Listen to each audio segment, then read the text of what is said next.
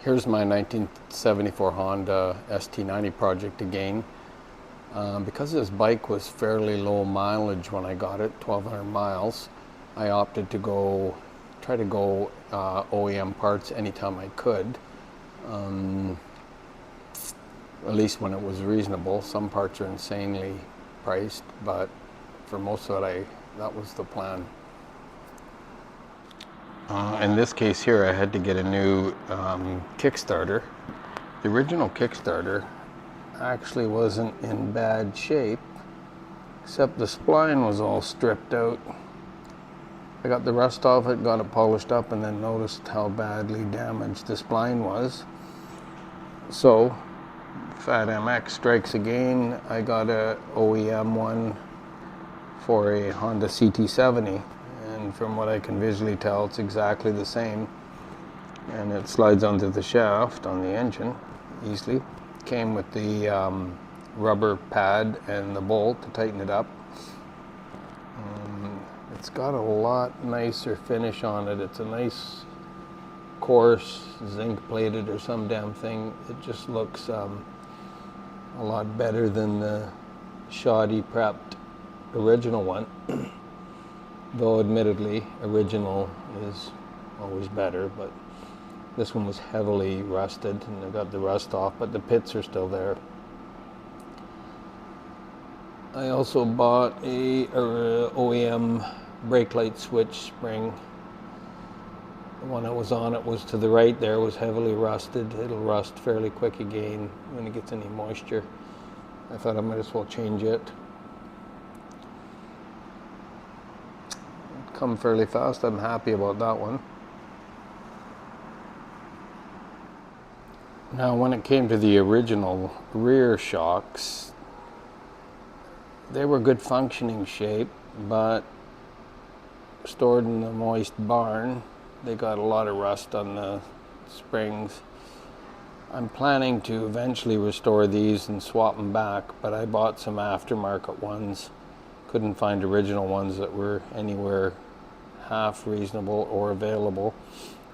So I might polish the ends up, take the springs off and get them re-chromed if I get stupid, which is likely going to happen.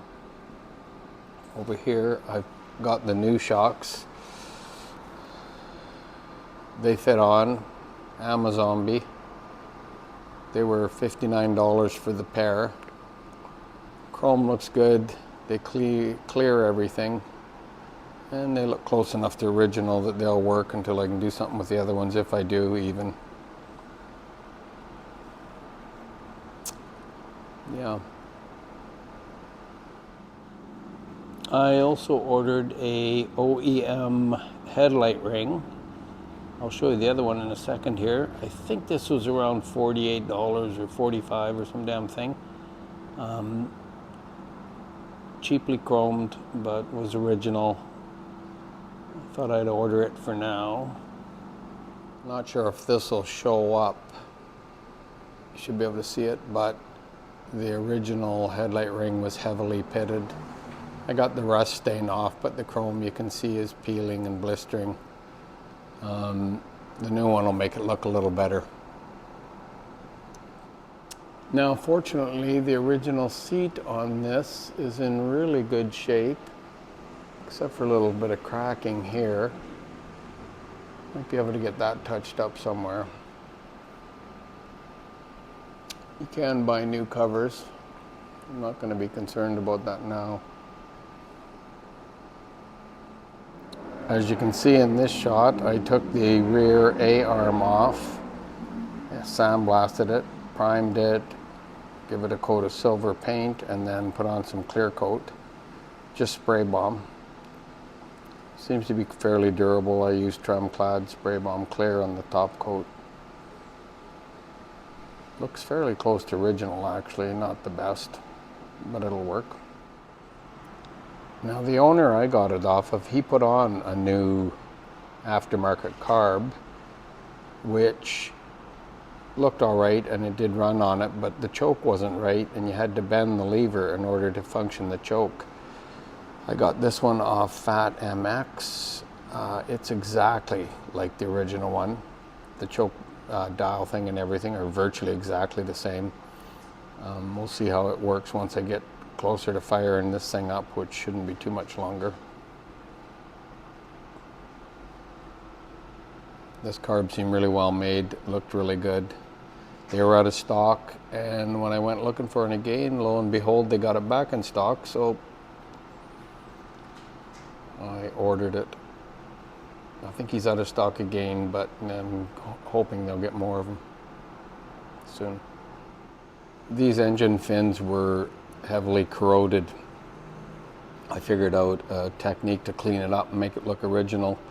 I'll be posting that on my website, and details on how I did that in another video.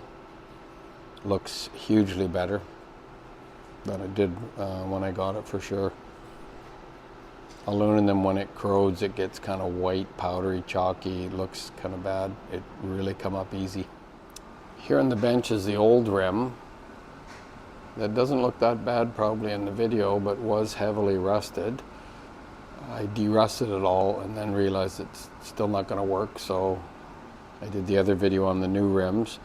I just got the bearings in this hub and seal and sprocket. I'm just putting the sprocket on now. I'll probably mount the tire on this tonight, tube and tire tonight. It'll be ready to mount on the bike. I'm really happy with the quality of the rim, considering. I think it'll look quite good. And the old rims, I think what I might do is, if I win the lottery or whatever, or get stupid, which will probably happen, I'll get new spokes and try to figure out how to polish the rim back to original style, and then get the rim chromed and put the original parts. I'm not throwing anything out that's original. I'll save it, and if it can be restored, like the shocks, etc., to original, then. Scored this off eBay, reproduction. Way too expensive. Priceless.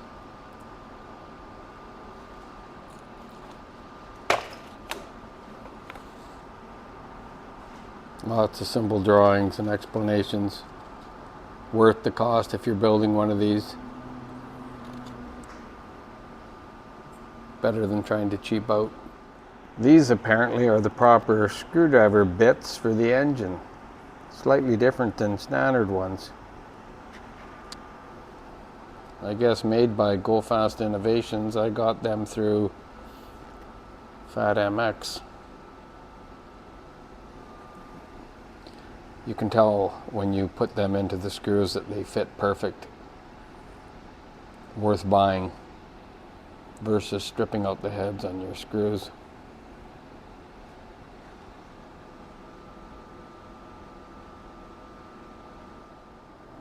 Yeah, this is the original miles on it. 1238. Speedo and dash looks to be in really good shape. Speedometer seems to work. And the other thing, everything works on this. The horn, the lights, the signal lights, all the electrical, high-low beam, everything seems really good. Anyway, that's a bit of a skim over progress so far. Next couple of days it should start coming together. As long as I'm not too busy around here, which I normally am, extremely busy.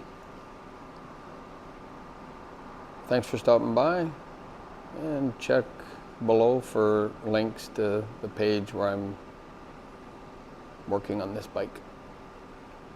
Cheers.